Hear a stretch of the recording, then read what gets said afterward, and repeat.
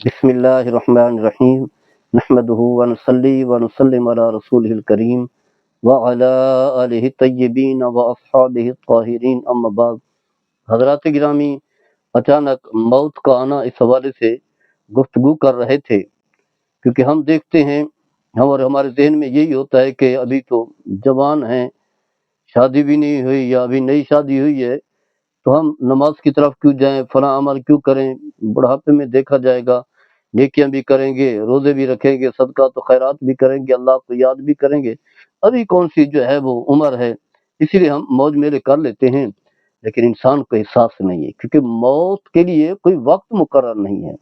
آپ جب ابھی شادی نہیں ہوئی تو ملک الموت آپ کی روح قبض کرنے کے لیے نہ آئے، تو ایسا نہیں ہے۔ شادی ہوئی ہے نہیں ہوئی، گھر بنایا ہے نہیں بنایا، نوکری کی ہے نہیں کی، ملازمت ملی ہے یا نہیں ملی، ابھی تعلیم مکمل ہوئی ہے نہیں ہوئی، جب موت کا وقت مقرر ہے، جب موت کا وقت آتا ہے تو پھر انسان کچھ بھی نہیں کر سکتا، کیونکہ اس نے ایک نہ ایک دن چلے جانا ہے۔ ایسا بھی ہوتا ہے کہ ہوتا ہے اس دنیا سے چلا جاتا ہے، لیکن جو ہے دادا جو ہے وہ زندہ ہوتا ہے، نواسا چلا جاتا ہے، نانا زندہ ہوتا ہے، بیٹا چلا جاتا ہے، والد زندہ ہوتا ہے۔ تو یہ عام چل رہا ہے، کوئی ایسا نظام نہیں ہے۔ علماء نے یہ خوبصورت بات بیان کی کہ آنے میں تو ترتیب ہے لیکن جانے میں کوئی ترتیب نہیں ہے، لہذا کچھ سوچے بغیر، جیسا کہ نبی کریم صلی اللہ علیہ وسلم کا فرمان بھی ہے کہ 3 دن نہ گزرے انسان کو چاہیے وصیت چھوڑ کر کے جائے۔ اللہ نے آپ کو دولت دی ہے، مال دیا ہے، تو بچوں کے لیے بھی چھوڑ کر کے جائیں۔ یہ نہیں کہ بچوں کو جو ہے تنگ دست چھوڑیں، لیکن ان میں سے جو شریعت نے جس چیز کی اجازت دی ہے، یعنی تہائی مال کی آپ 3 لاکھ ہے تو 1 لاکھ جو ہے وصیت کر کے جائیں۔ یہ مسجد میں دے دینا، یہ مدرسے میں دے دینا، یہ ہسپتال میں دے دینا، یہ فلاں غریب کو دے دینا، فلاں رشتہ دار کو دے دینا، میرے فلاں بھائی کو دے دینا، فلاں کو دے دینا، یعنی جو ترقی کے حقدار نہیں بنے گے ان میں سے کسی ایک کے لیے وصیت کر کے جائیں، کیونکہ آپ کے لیے تو یہی ہوگا مرنے کے بعد، باقی تو دوسروں کے لیے ہے، باقی تو دوسرے لے جائیں گے۔ اور پھر یہ سوچتے رہیں کہ دیکھا جائے گا دیکھا جائے گا، تو ایسا نہیں، موت کا کوئی علم نہیں ہے، کسی وقت بھی موت آ سکتی ہے، ایکسیڈنٹ ہو جاتا ہے یا اچانک جو ہے اٹیک ہو جاتا ہے۔ ایسے لوگ ہیں بہت سارے، بیٹھے تھے آرام سے، کہتے ہیں کہ بڑے خوش خرم بیٹھے ہوئے تھے، ہمارے ساتھ باتیں کر رہے تھے، اچانک جو اٹیک ہوا، فوت ہو گئے۔ ایسے ہی پتہ چلتا ہے کہ ہمارے فلاں دوست فلاں جگہ رہتے ہیں، فون کیا، پتہ چلا وہ تو کل فوت ہو گئے تھے، پرسوں فوت ہو گیا، تو پہلے فوت ہو گئے۔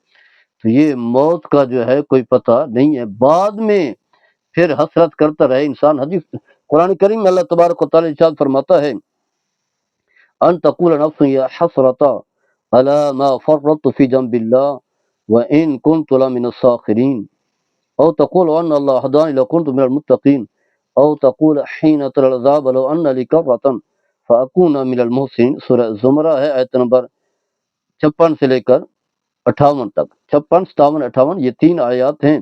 فرمایا کہ انسان جو ہے وہ کہے گا، ہے افسوس ان کوتاہیوں پر جو میں نے اللہ کے حوالے سے کی، یعنی اللہ کی یاد سے غافل رہا، عبادت سے، نماز روزے سے، رات کے قیام سے اور باقی اعمال صالح سے، تسبیح و تحمید سے، استغفار سے، بہت سارے اعمال ہیں جس مقصد کے اللہ تعالی انسان کو پیدا کیا ہے۔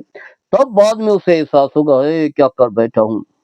فرمایا کہ یہ میں جو ہے وہ کیا انہی لوگوں میں سے ہو گیا جو وقت ضیاع کرنے والے ساخرین میں سے۔ یا پھر فرمایا کہ کہے گا کہ کاش اللہ تعالیٰ مجھے جو ہے ہدایت دیتا، اللہ بھی مجھے نیکی کی توفیق دیتا تو میں بھی پرہیزگار لوگوں میں سے ہوتا، خوف خدا والوں میں سے، یاد الہی میں سے، آج جنت کی نعمتیں حاصل کر رہا ہوتا، مزے لے رہا ہوتا۔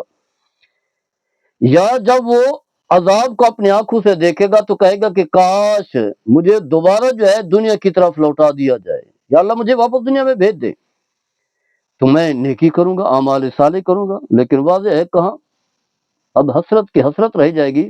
اللہ تعالیٰ فرمائے گا کہ اب تم یہاں جلتے رہو، عذاب سہتے رہو اور میرے ساتھ بات تک نہیں کرنی، جیسا کہ سورہ مؤمنون میں اللہ تعالیٰ نے جو ہے انسان کی حسرت کا تذکرہ بھی کیا، اور اللہ تعالیٰ جو ناراض ہوگا اور پھر کہے گا خبردار میرے ساتھ کوئی بات نہیں کرنی، اس کا اللہ نے پہلے سے بتا دیا ہے۔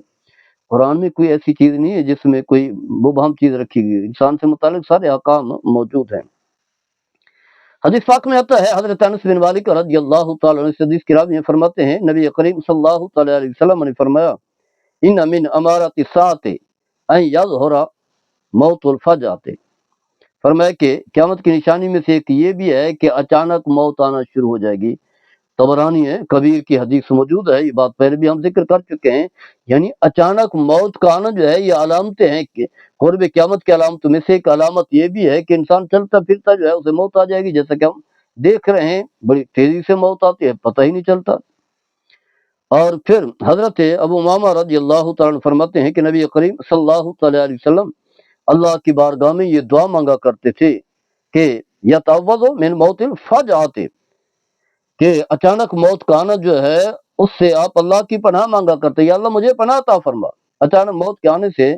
और आपको ये बात पसंद थी कि पहले बीमार हो, कोई तकलीफ हो, कोई परेशानी हो, कोई ना कोई बीमारी लग जाए, उसके बाद जो है मौत आए, क्योंकि बीमारी जो है ये अलामत बन जाती है कि अब जो है वक्त थोड़ा है, ताकि फिर इंसान को एहसास भी हो जाता है अल्लाह की बारगाह में तौबा करने का, इस्तिगफार करने का। लेकिन अचानक मौत आ गई, अचानक रूह निकल गई, पता ही नहीं चला, मंसूबे सारे के सारे खाक में मिल जाते हैं। ये हदीस भी तबरानी है, कबीर में मौजूद है। तब हुरैरा और रज़ियल्लाहु तआला अन्हु फरमाते हैं कि नबी करीम सल्लल्लाहु अलैहि वसल्लम का गुजर हुआ एक दीवार से या किसी बाग से या किसी दीवार वगैरह से, पास से आपका गुजर हुआ जो ऐसी गिरने के करीब थी, किसी वक्त भी गिर सकती थी, झुकी हुई थी। तो आप सल्लल्लाहु अलैहि वसल्लम वहां तेजी से चले। तो आपसे पूछा गया, या रसूलुल्लाह सल्लल्लाहु अलैहि वसल्लम आप इतनी तेजी से क्यों चले हैं? तो आपने फरमाया, इन्नी अकरहु मौतल फजअत, फरमाया अचानक मौत का आना जो है मुझे नापसंद है। हो सकता है दीवार गिर रही है, दीवार मेरे ऊपर गिर पड़े, अचानक मौत आ जाए, तो मुझे ये बात जो है पसंद नहीं है, अचानक मौत का आना। गोया के नबी करीम सल्लम को तो वाज़े हर चीज का इल्म होता है। आपका ये अमल जो है हमारे लिए है कि लोगों को बता दिया गया है कि अपनी जान की एक तो फिक्र करें, अपने आप को बचाएं, ऐसे नहीं हलाकत में डालते रहें, जैसा कि अल्लाह ने कुरान में भी फरमाया। और इसके साथ साथ जो है अचानक मौत से भी अपने आप को बचाएं, यानी अल्लाह की बारगाह में दुआ करें। तो अचानक मौत का आना जो है ये कोई अच्छी चीज नहीं, हदीस मुस्लिम बिन हंबल में मौजूद है। तो अलगर्स बताना ये है कि अचानक मौत का आना जो है ये खतरे से खाली नहीं है। लिहाजा एक तो अपने तहफ़्फ़ुज़ के इंसान जितनी भी वसाइल हैं इस्तेमाल करे, अगर कोई ऐसी बीमारी हार्ट के मसाइल बीमारी हैं उससे मुतालिक दवाएं हैं वो इस्तेमाल करता रहे, या कहीं चल रहा है तो बड़ी एहतियात से चलता रहे, गाड़ी चलाते हुए एक्सीडेंट से अपने आप को बचाने जो कोशिशें हैं वो तो करे। लेकिन मौत का इल्म तो अल्लाह को है, इंसान को कोई पता नहीं, मौत किसी वक्त जा सकती है। लेकिन इसके साथ साथ जो है अल्लाह से दुआ भी करता रहे और अल्लाह की तरफ रुजू भी रखे, या अल्लाह मुझे मेरे गुनाहों को माफ फरमा, या अल्लाह मुझे नेकी की तौफीक दे, नमाज की तरफ माइल हो जाए, नमाजें ना छोड़े, और रोजा रखे, सदका तो खैरात करे, अल्लाह की याद में जिंदगी गुजारे, ताकि अचानक अगर मौत आ भी जाए तो उसे बाद में जो है कोई परेशानी ना हो, नदामत ना हो, क़यामत के दिन फिर इस तरह की हसरत का तज़किरा ना करे, या अल्लाह एक बार मुझे फिर दोबारा भेज दे, मैं नेकियां करूंगा। तो वाज़ेह है जिसने पहले नेकी ना की बाद में कैसे करेगा? अल्लाह ने भी फरमाया कि पहले भी तुम इसी तरह बातें किया कर, तो अब इसी तरह तुमने कुछ नहीं करना। अल्लाह ताला हम सबको अमल करने की तौफीक अता फरमाए। वमा अलैहिल बलाग।